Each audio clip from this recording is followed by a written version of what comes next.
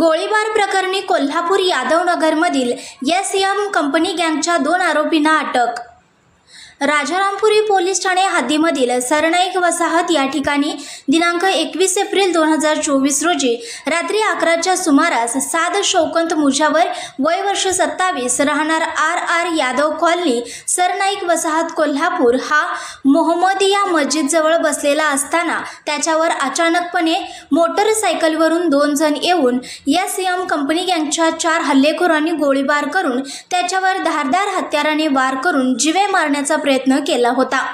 तसेच आजूबाजूचे लोक जमा होताच हल्लेखोर पसार झाले होते। या प्रकरणी पोलीस अधीक्षक महेंद्र पंडित यांच्या मार्गदर्शनानुसार स्थानिक गुन्हे अन्वेषण शाखा व राजारामपुरी पोलीस ठाणेकडील अंमलदार यांची पथके तयार करून तपासाची चक्रे गतिमान करून अवघ्या 2 तासातच आरोपीला ताब्यात घेण्यात आले।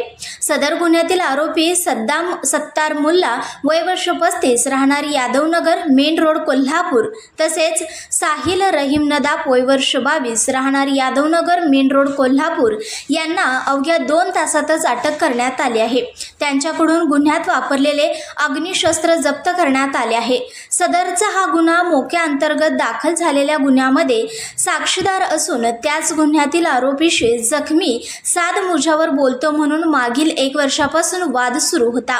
अखेर तो वाद उफाळून आला हा हल्ला करण्यात आल्याचे सांगण्यात आले आहे।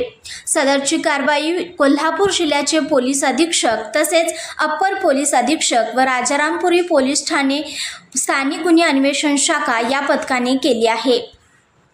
संघर्ष या न्यूज चॅनलला लाईक करा, शेअर करा आणि सबस्क्राईब करा।